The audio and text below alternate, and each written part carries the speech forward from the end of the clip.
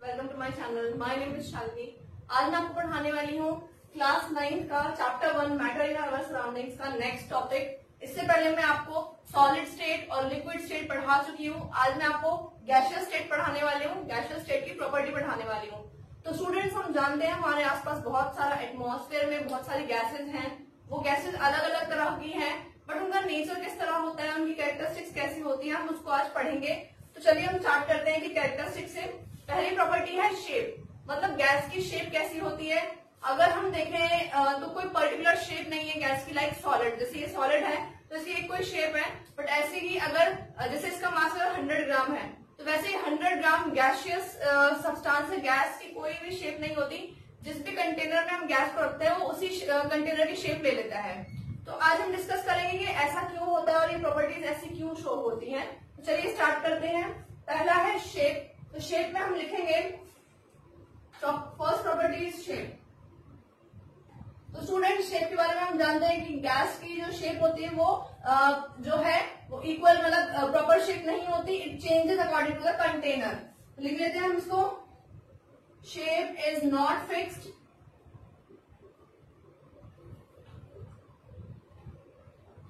it is changed according to container, according to container।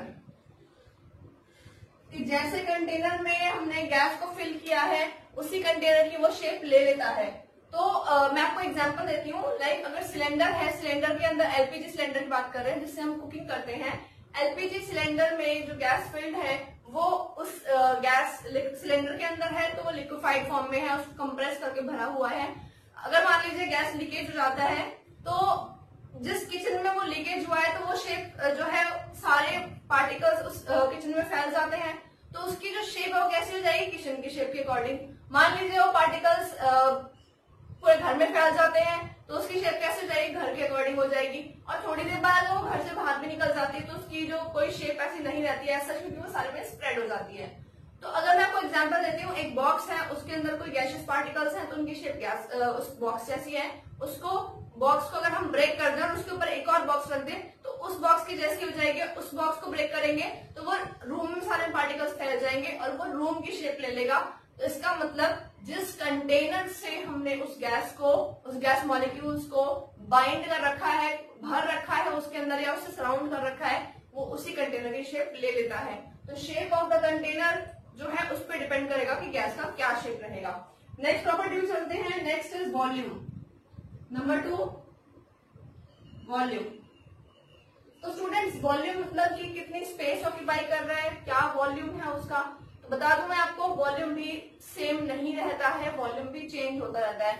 मतलब अगर अभी गैस सिलेंडर के अंदर फिल्ड है तो उसका वॉल्यूम सिलेंडर के अंदर जितना है उतना है। अगर वो लीकेज हो जाए तो पूरी किचन में फैल जाएगी, तो पूरी किचन को ऑक्यूपाई कर रहा है तो उसका वॉल्यूम बढ़ गया। अगर वो गैस लीकेज पूरे घर के अंदर फैल जाता है तो उसकी शेप जो है उसका वॉल्यूम बढ़ जाएगा, वो गैस के जो पार्टिकल्स हैं पूरे रूम में स्प्रेड हो जाएंगे, तो उसका वॉल्यूम कितना हो जाएगा, घर के वॉल्यूम के बराबर। हाँ जी, इसी तरह से जो पार्टिकल्स हैं उनका वॉल्यूम चेंज होता है। गैसियस का वॉल्यूम जो है फिक्स नहीं रहता है। जिस कंटेनर में हम गैस पार्टिकल्स को रखेंगे उसी कंटेनर के अकॉर्डिंग उसका वॉल्यूम हो जाता है। तो वॉल्यूम के लिख लेते हैं, volume is not fixed,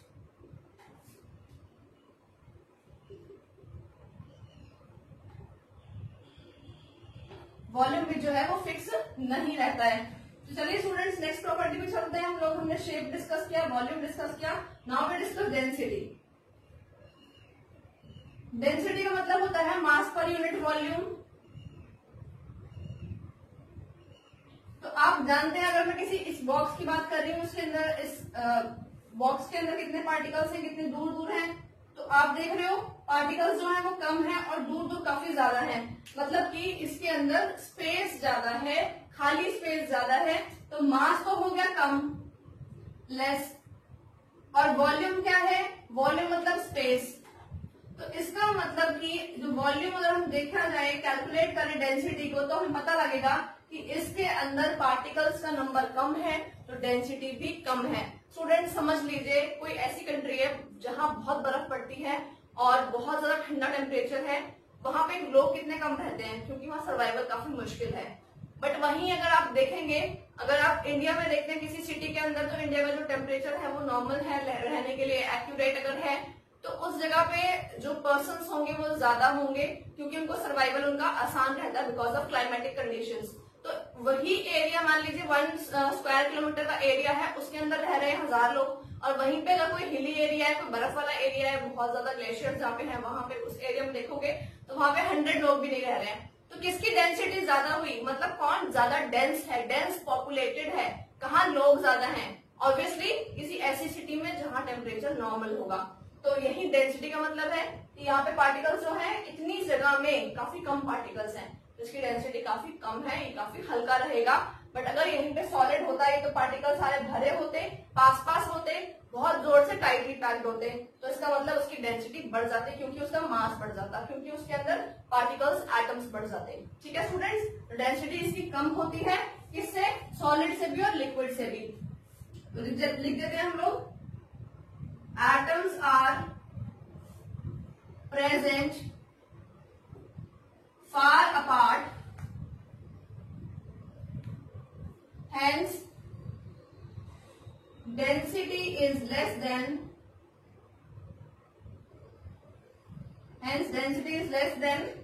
liquid and solid state।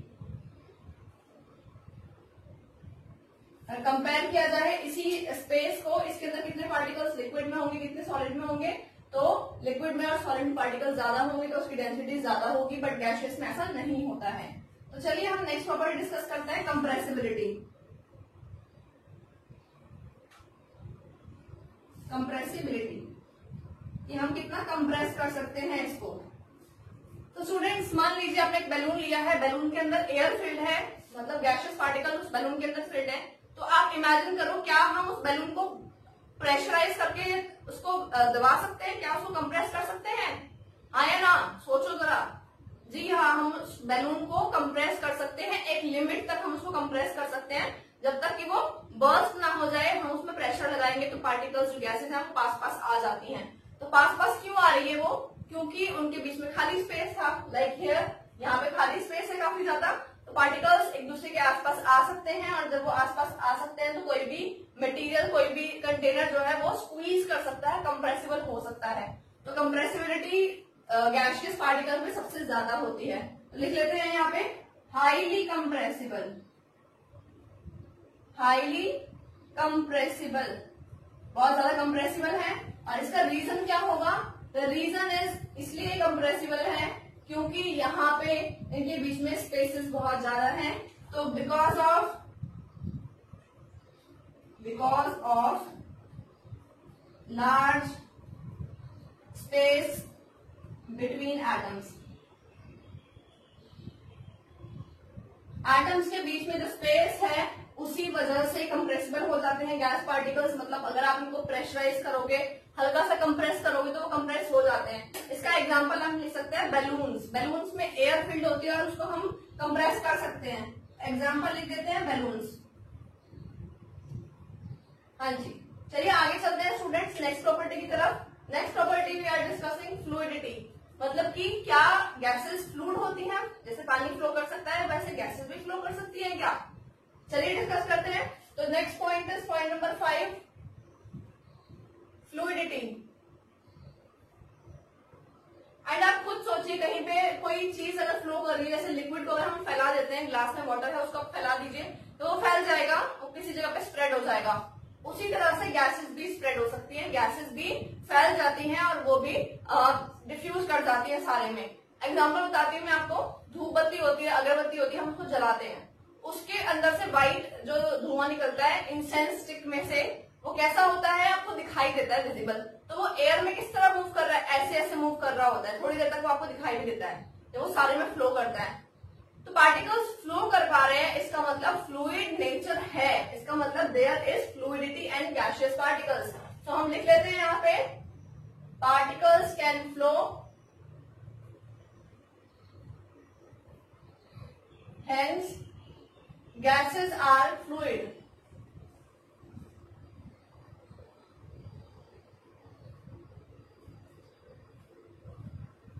Hence gases are fluid in nature। उनकी जो फ्लूइडिटी है वो कैसी रहती है, फ्लूइड नेचर है उनका और वो फ्लो कर सकते हैं। चलिए आगे हम चलते हैं डिफ्यूजन की तरफ।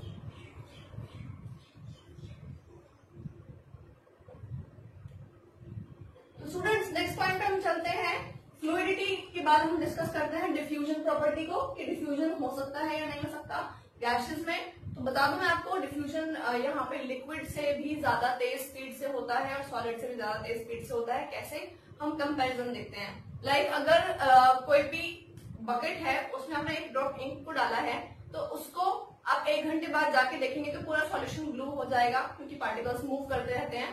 तो पूरे बकेट में उस पार्टिकल को पहुंचने में और कलर को स्प्रेड होने में काफी टाइम लग गया।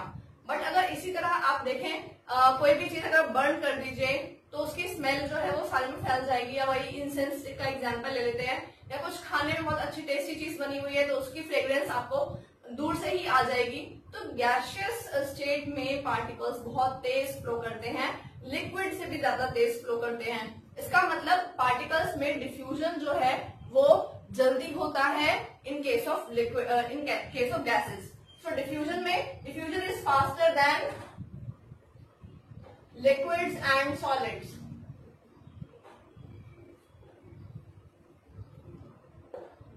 नेक्स्ट पॉइंट पर चलते हैं, point number 7, melting point and boiling point. तो स्टूडेंट्स आप खुद थोड़ी चीज इमेजिन करो, आप आइस का एग्जांपल लो।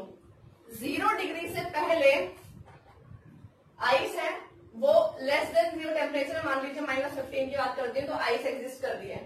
अगर टेम्परेचर पहुंचा 0 डिग्री सेल्सियस तो ये क्या बन जाएगा, वाटर बन जाएगा। और अगर टेम्परेचर पहुंच गया 50 डिग्री सेल्सियस तो 100 डिग्री सेल्सियस पहुंच जाते हैं तो ये वेपर्स बनना स्टार्ट कर देंगे, बॉईल हो जाएगा और वाटर वेपर बन जाएंगे। वेपर तो वैसे अगर इवेपोरेशन होगा तो भी बन जाते हैं, वो टेम्परेचर कम रेट बन जाते हैं। तो हम बात करते हैं कि हमने वाटर को बॉईल किया है, ठीक है, 100 डिग्री सेल्सियस पर। तो अब यहाँ पे देखो आइस के बाद वाटर बना, वाटर के बाद वाटर वेपर्स बने। तो ये हमारे रूम टेम्परेचर पे एग्जिस्ट कर रही है चीजें। ये सॉलिड है, ये लिक्विड है और ये गैसियस पार्टिकल है। तो अगर कोई चीज अगर हमारे नेचर में गैसियस स्टेट में है, इसका मतलब कभी वो लिक्विड थी और उसका मतलब कभी वो सॉलिड भी थी। मतलब अगर अभी हम जो एयर को ब्रीथ कर रहे हैं इसमें से ऑक्सीजन प्रेजेंट है, तो ऑक्सीजन अगर गैस है, हम लोग उसको गैस की फॉर्म में जानते हैं, तो इसका मतलब किसी ना किसी टेम्परेचर पे तो वो लिक्विड ऑक्सीजन भी रही होगी और किसी टेम्परेचर पे वो सॉलिडिफाई भी हो गई होगी। सिमिलरली CO2 की बात करें तो CO2 जो है वो भी किसी, अगर अभी जो CO2 गैसियस फॉर्म में है तो किसी लोअर टेम्परेचर पे वो लिक्विड CO2 भी होगी और किसी टेम्परेचर पे वो सॉलिड CO2 भी होगी।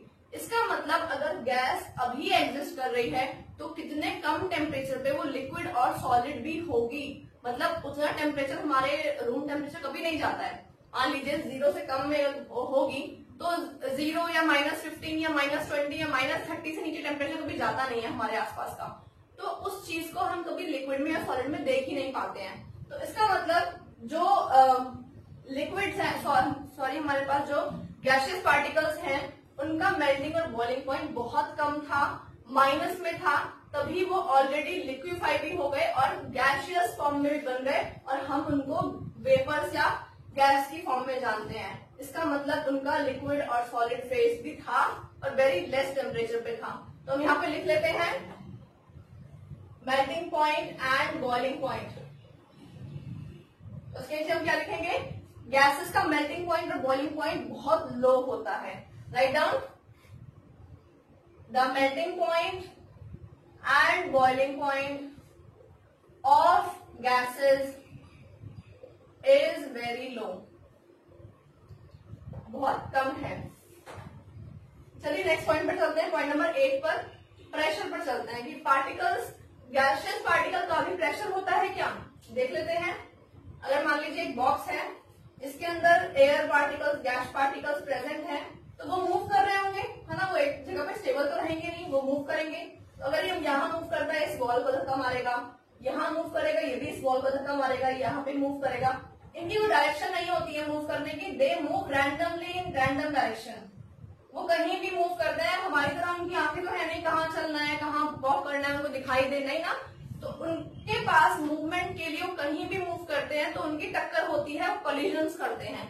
तो गैसियस पार्टिकल जितनी बार भी किसी कंटेनर की वॉल पे टकराते हैं वो उसका प्रेशर माना जाता है। ठीक है, वो उसका प्रेशर होता है। तो हम लिख लेते हैं next point, pressure of gas. इसका मतलब है the gas particles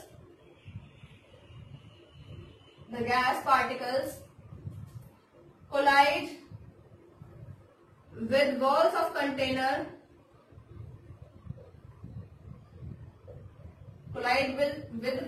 container, exert pressure। तो जितनी बार भी वो कंटेनर के वॉल से कोलाइड करेगा उतना ही वो प्रेशर एक्सर्ट करेगा, उसके लिए वही प्रेशर होता है। तो चलिए स्टूडेंट्स, हमने सारी प्रॉपर्टी डिस्कस कर ली है। एक लास्ट प्रॉपर्टी आ गई है, लिक्विफैक्शन ऑफ गैस। मैंने ये लास्ट के लिए बचा के रखी थी कि मैं आपको इसको लास्ट में पढ़ाऊंगी, लिक्विफैक्शन ऑफ गैस को। चलिए इसको पढ़ते हैं हम, property number 9, liquefaction of gas. तो स्टूडेंट्स हम यहाँ पे क्या कर रहे हैं, नाम से पता लग रहा है लिक्विफैक्शन ऑफ गैस मतलब गैस पार्टिकल्स को लिक्विड में कन्वर्ट कर रहे हैं, उनको लिक्विड स्टेट में कन्वर्ट कर रहे हैं। तो लिक्विड स्टेट में कन्वर्ट क्या हम कर सकते हैं सच में, इज इट पॉसिबल? हाँ जी पॉसिबल है, पर कैसे ये सोचते हैं। अगर हमारे पास वाटर वेपर्स हैं तो क्या हम उसको ठंडा करके वाटर में कन्वर्ट कर सकते हैं और फिर उसको वाटर को ठंडा करके हम आइस बना सकते हैं? यस कर सकते हैं, बट हमें ठंडा टेम्परेचर चाहिए, हमें कोई टेम्परेचर चाहिए फिक्स जिसपे ऐसा हो सके। तो ये भी पॉसिबल है, हम लिक्विफैक्शन ऑफ गैस भी कर सकते हैं। तो इसका रीजन क्या है, कैसे होगा उसको देखते हैं हम लोग। देखिए स्टूडेंट, जब भी आप कुछ खाने की चीज बनाते हैं, मान लीजिए आपने सब्जी बनाई है या रोटी बनाई है या फिर कुछ भी खाने की चीज बनाई है, तो हम उसको एक प्लेट से यूटेंसिल से ढक देते हैं खाने को।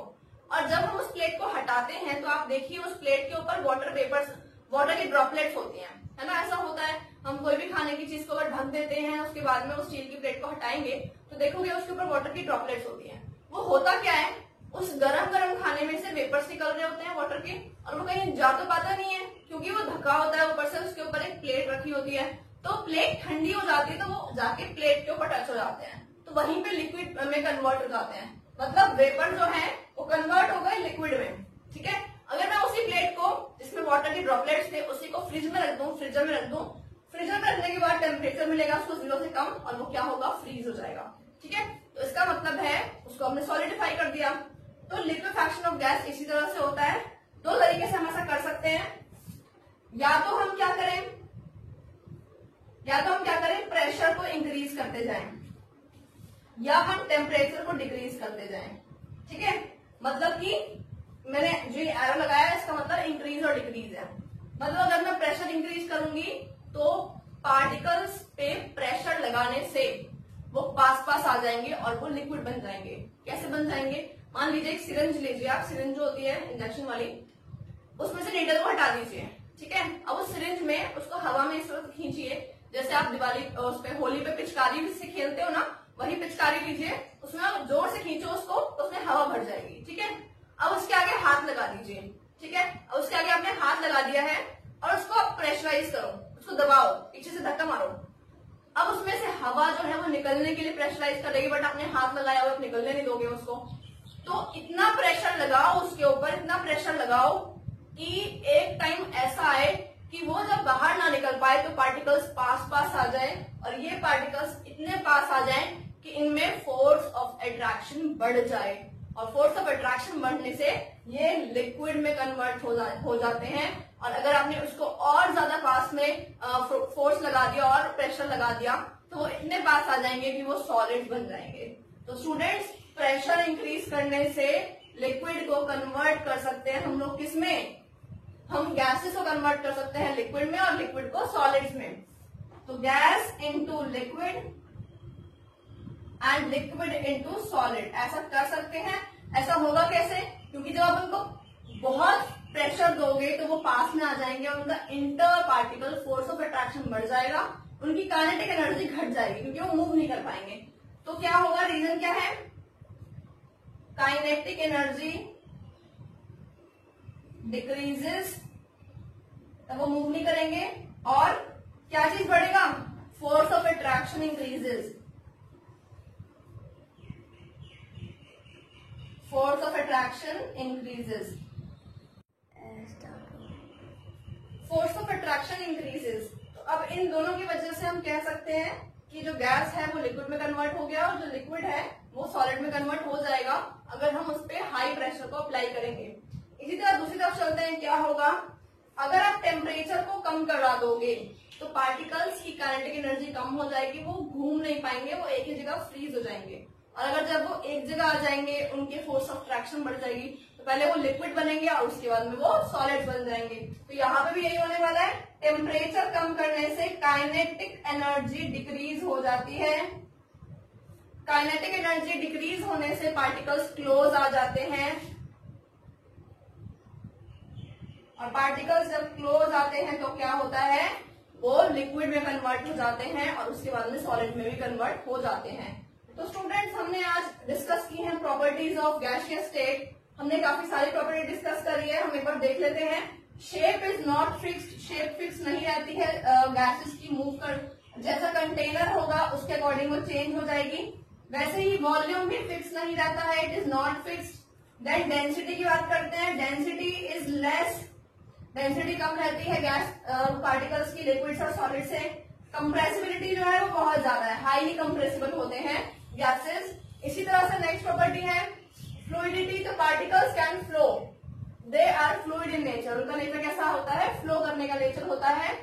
डिफ्यूजन फास्टर होगी गैस पार्टिकल्स में, उनकी डिफ्यूजन फास्टर होती है। इसी तरह से मेल्टिंग पॉइंट और बॉइलिंग पॉइंट कैसा रहता है, वो बहुत लो रहता है, very very low. And pressure of gas कैसा रहेगा, जिस भी वॉल पे कंटेनर पे वो स्ट्राइक करेंगे उसी पे वो प्रेशर अप्लाई करते हैं। And last is liquefaction of gases, इसका मतलब है अगर हम प्रेशर को इंक्रीज करें और टेम्परेचर को डिक्रीज करें तो उनको लिक्विफाई कर सकते हैं, लिक्विड में कन्वर्ट कर सकते हैं। तो स्टूडेंट मैंने आपको पढ़ाया आज गैसियस स्टेट, सॉलिड स्टेट और लिक्विड स्टेट में आपको पढ़ा चुकी हूँ पहले ही। अगर आपको मेरी वीडियो अच्छी लगी तो उसको लाइक जरूर करें और मेरे चैनल को सब्सक्राइब जरूर करें। Thank you.